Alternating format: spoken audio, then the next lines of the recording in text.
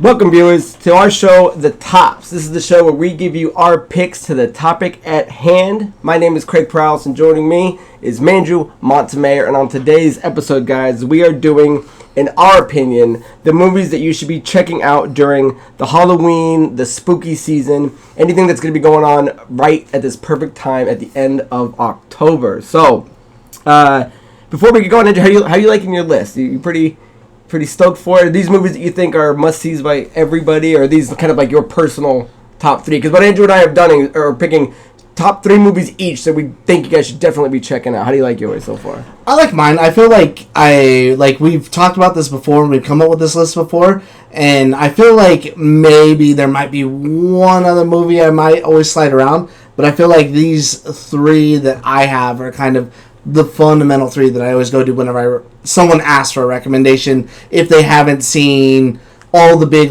the most mainstream movies. Gotcha. Have you watched any at all this Halloween, or are you waiting for this week to try to knock a few of these out?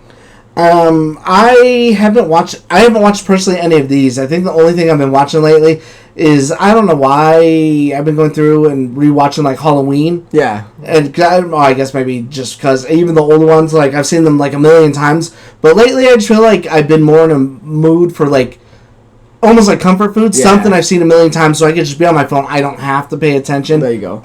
Because I actually, Sam's never seen any of these, so I actually just went back and watched all three of mine within the last week, just to make sure I'm remembering them exactly how I think I did, and I loved them all, and so did she. So let's get going. So before we dive into what those movies are, guys, if you're checking us out today, make sure if you're on the YouTube video, you guys are comment, subscribe, share, hit the notification bell. If you guys are interested in following us on social media, our Linktree link will be in the description. And if you guys are... God damn it, we don't do an audio podcast for that one. That's a different show. So, with that out of the way, guys, let's get into our top three list here. So, Andrew, what is your number three? We'll go 3 to 1. So, my number three, I tried to start something a little lighter, but it's still actually pretty dark, too. And that's going to be 2009's Coraline. Now, that's a stop-motion movie based on the 2002 book. It's, for those of you that don't know stop motion, it's pretty much almost like a Nightmare Before Christmas, made that super crazy popular. It's about a girl named Coraline that moves with her family into this big house, and on the inside of this house, there's an alternate world, because now that she's moved, she comes with a lot of those feelings of loneliness, depression, disconnect, especially from her family, because they're moving more for their careers, so she doesn't seem to be getting along with them. Whereas when she goes into this other world, she has what's called her other mother, and she has big old buttons for eyes, and she seemingly gets what she wants. It seems like this other world is a better place. She has a mother that maybe connects with her more, actually cares about her, her father. Everything seems more fun and vibrant and magical until it's not, and then you realize how much darker it is. I absolutely love this movie. I remember when it came out on DVD. It came with those, I still have them, a pair of 3D glasses. Oh, cool. This is something that's always been special to me too, because before me and my fiance started dating, this was something we watched together, and she gave me a pair of glasses and we signed them and dated them. Oh, that's cool. And so I actually still have those, so it's always been very special to me. This movie, when it came out, it was third at the box office, and it's actually third overall of all time for stop motion movies. And there's a lot of stuff out there that usually smashes in those leagues, like Wallace and Gromit, Chicken Run, I know, being one of those really, really big ones. So I think it's something you should definitely get out there and check out, because it's not just for kids, even though it looks like it. It's actually very dark, and I think it's perfectly suitable for adults. You've seen Coraline? Yeah, I haven't seen it in a while, and I think... What'd you say it was playing on?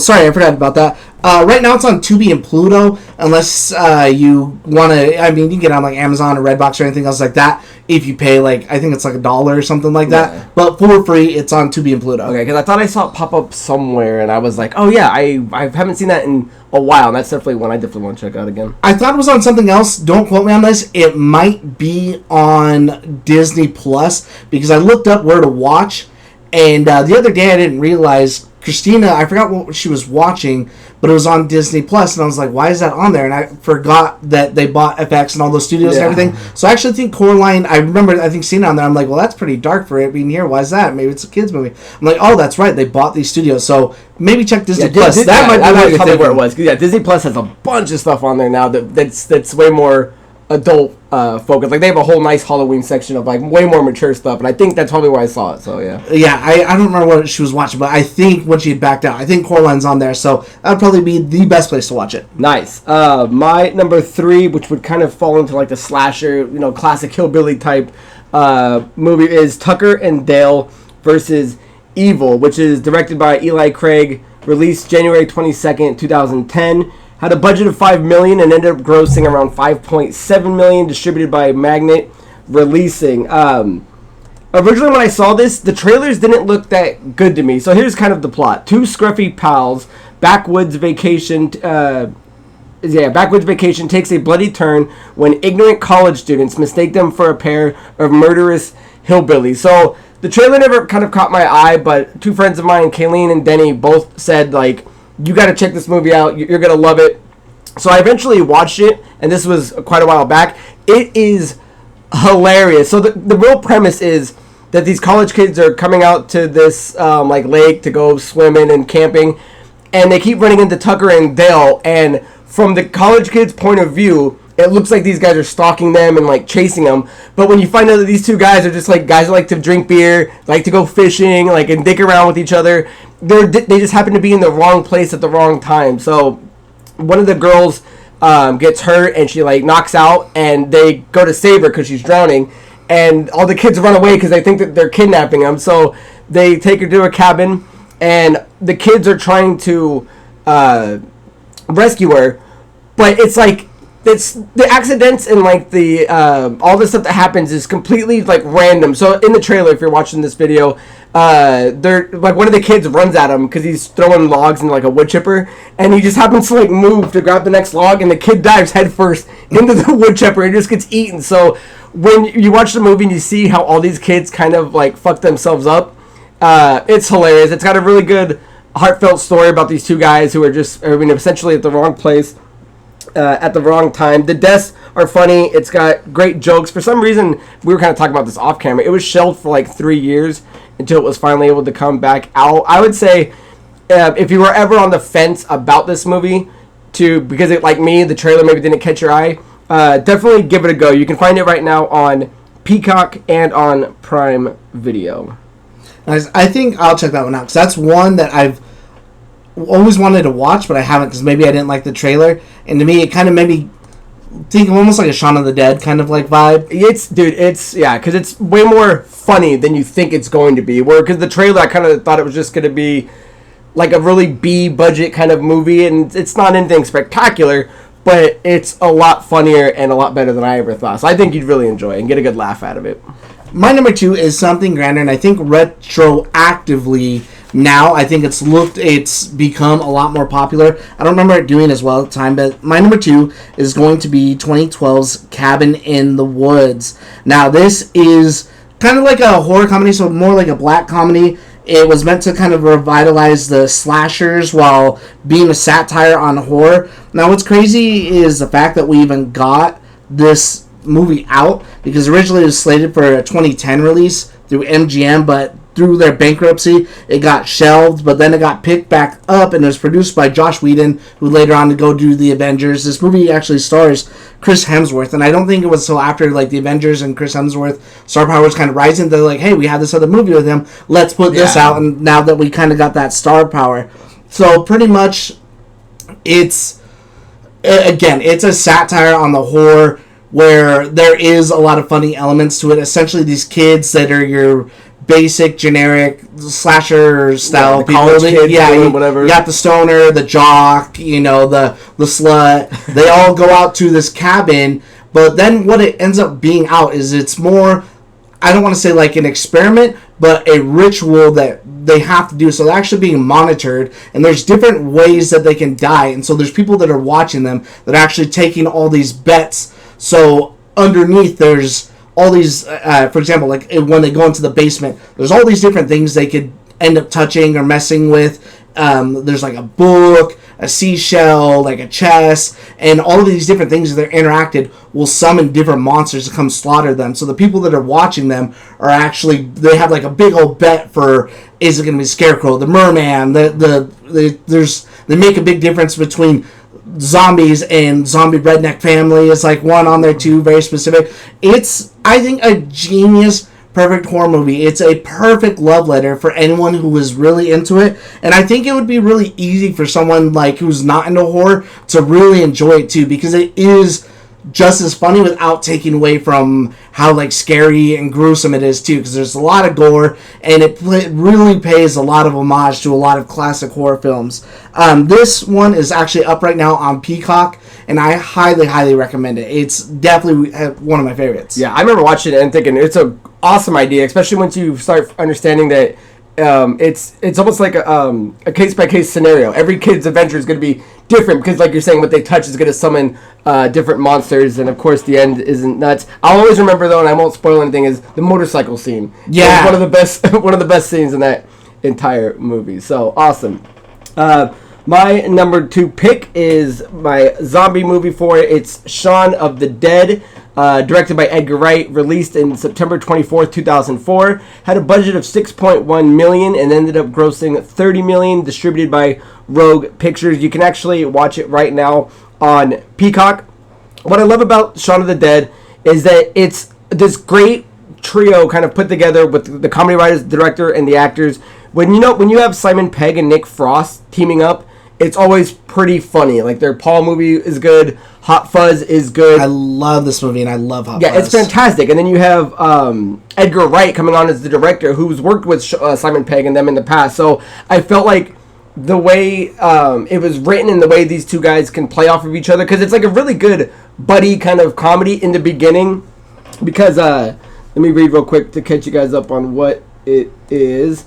So Shaun is a 30-something loser with a dull, easy existence. When he's not working at the electronics store, he lives with his slovenly best friend Ed in a small flat on the outskirts of London. The only unpredictable element in his life is his girlfriend Liz, who wishes desperately for Shaun to grow up and be a man. When the town is inexplicably overrun with zombies, Shaun must rise to the occasion and protect both Liz and his mother. So what's funny is, before this movie even gets into the zombie aspect, it's really kind of like a rom-com relationship movie where he's got the deadbeat best friend that his roommate wants out, who's selling drugs, and he's kind of not doing anything with his life, but like he won't detach that. And then his upset girlfriend, Liz, who, when you start seeing how the two best friends are always together, and because she doesn't want to be the third wheel, she has to start bringing in her roommate. So now it's this weird group of 5 people that like don't really want to be around each other. It gets to a point where he has to juggle this, and then you get into this whole thing with his mom and how people keep busting his balls and keep calling his stepdad his father, and he gets pissed because he's like, he's not my dad, he's my stepdad. So at the heart of it, it's really this guy kind of dealing with these 3 big problems in his life, and then it gets even funnier when zombies start coming in at it. And it's got some really good death scenes too. I mean, not everybody makes it through the movie, but that's why I like the movie in its entirety. Is that it's at its heart, it's this guy kind of struggling with his life, and then we add zombies on top of it. And then a fun fact that I was reading about it was, I guess originally they were going to make a universe out of it, and they were going to keep making new movies and then kind of redo the monsters.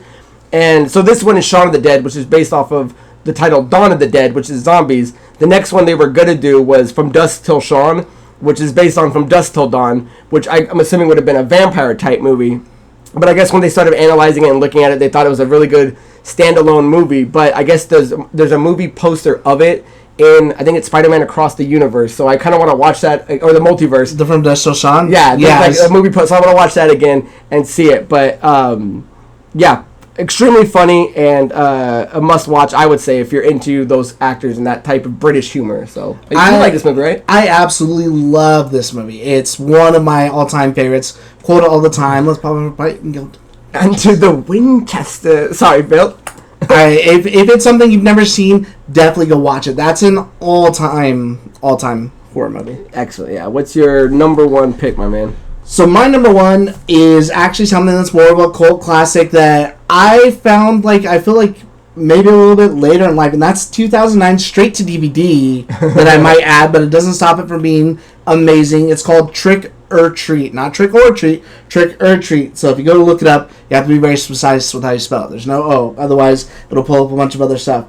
Now, this movie is a horror anthology, so for those of you that don't know what an anthology is, it's just a bunch of different stories. Sometimes there's crossover, other times there's not. And so that's what I really like about this movie, is you do watch it out of order. So you'll see, like this one dude who's out back because he's cleaning up a mess. He hates his neighbor. His neighbor's yelling at him for something. And then when he's going inside, you see the neighbor kind of in the background banging on the window, and he doesn't really see what he's doing, and he goes to walk in, and you don't know what he's doing. Then later on, you'll see it from the neighbor's perspective in his story. Or even that first guy, you'll be watching, there's a big Halloween party downtown, and you'll see him like bump into somebody. And so you're like, oh, that's what he was doing before he came home, or he's on his way home, or to this place or that. So there's a lot of crossover in between the stories and the timelines, and I feel like that's what I really like about this movie and appreciate the most, is it's so good.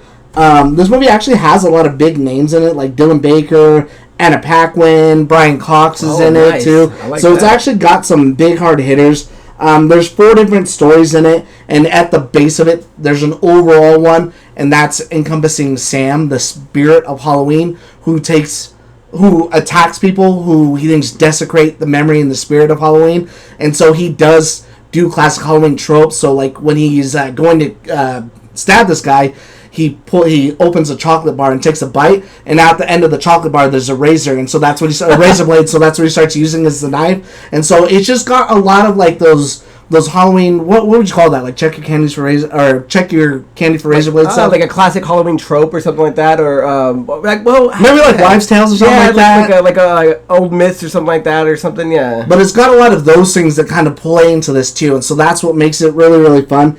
This movie ended up doing really well on DVD. It's considered like a cult classic. We've been waiting forever for another one, and I think now it's only gaining more and more popularity, because even recently, as of we're still in October, as of the start of this month, if you play Call of Duty or Warzone, they actually added a Trick or Treat pack. So there's 2 different ones. There's one that's got a bunch of kids that are from one of the 4 stories, and they have like their different masks, and you can choose that one. Or there's another one where you can buy Sam, and so you're running around as him, and he even has like I really want to get it tattooed. It's he has this sucker that he has that he takes, like it's like shaped like a jack-o'-lantern, and he takes a bite out of it, so it's missing part of it, and it's like razor sharp, and so he like stabs people with it and stuff. So if you haven't seen this, get out there and watch it. I absolutely love this movie. I think it is a perfect Halloween movie just because it encompasses everything that I think is, from those wives' tales to just even your everyday characters, what a Halloween story should be. Yeah. I think it's perfect. Yeah, it sounds like it embodies like all the myth, all the lore and stuff that comes out. So I really hope that you watch this. I can't wait for you to watch it, and I really hope the next time we do something, maybe this week, you check this movie out. Out of all the 3 of yours, that's the only one I haven't seen, so I'm definitely going to try to slide that in this week so I can knock that off the list. And this is on Max, by the way. Oh, good. Just added recently, so. Nice. My final one, my number 1 movie is a monster movie. It's called The Monster Squad, directed by Fred Decker, released August 14th, 1987. Didn't do that good in the box office. Had a budget of $12 million and only came out with $3.8 million, so it was a big flopperoo. Distributed by TriStar Pictures. I also didn't know until recently that Shane Black was one of the writers on it. This was a movie that was mine and my brother's like favorite to watch during Halloween. It's a really good like coming of age group. You have it on VHS? I probably did back in the day. I would have had to, because I know that's how we were watching. Or you would just go rent it. But it's that classic kind of like this group of friends has to get together. No one believes them of what's going on, and they've got to solve a problem. It kind of has vibes of like Stand By Me or like The Goonies. But then you add all of like the classic Universal type monsters, which are Dracula, Frankenstein, the werewolf, the creature from the Black Lagoon, and the Mummy. This thing is so 80s. Like some of the language that's in it, I'll say, is a little dated. Like you might not be able to get away with some of the stuff they said then. But the chemistry between the kids, the best friends and all that stuff, is perfect. The concept is that 100 years prior, Van Helsing failed at stopping Dracula, and every 100 years he has a chance to kind of summon the creatures of the night, and so that's what he's trying to do, and that's what they're trying to stop. So they're ripping off Castlevania. Oh, well, Castlevania ripped off them, I think, and it's really fun to watch.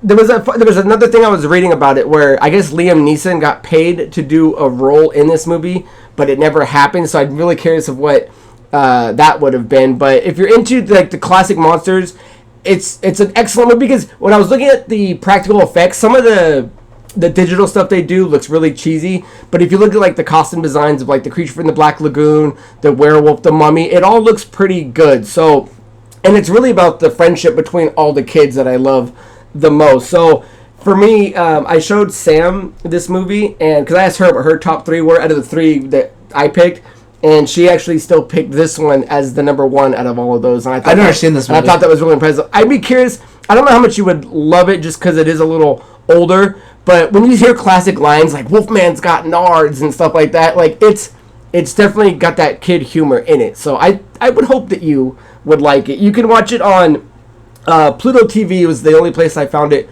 without buying it that was for free. So it had a couple of built-in ads, which I didn't love, but it was a lot of fun to rewatch it, and it holds up for me. So I will definitely watch it this week, and you got to watch mine, then we'll reconvene. I would actually like that a lot. So guys, let's recap what our number 3 to 1 were. Mine was Tucker and Dale versus Evil. My number 2 was Shaun of the Dead, and my number 1 Halloween movie you should be checking out is The Monster Squad.